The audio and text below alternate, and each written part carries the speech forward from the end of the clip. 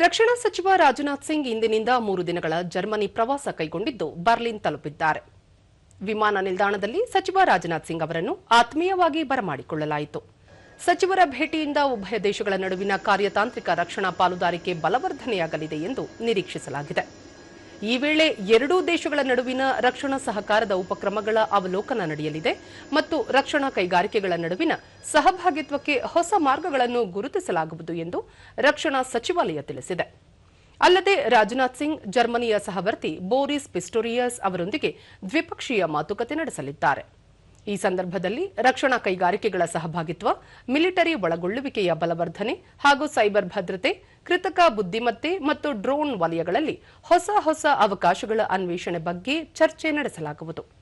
ಉಭಯ ದೇಶಗಳ ರಕ್ಷಣಾ ಸಚಿವರ ಮಾತುಕತೆ ನಂತರ ಕೆಲವು ಒಪ್ಪಂದಗಳಿಗೆ ಸಹಿ ಹಾಕುವ ಸಾಧ್ಯತೆ ಇದೆ.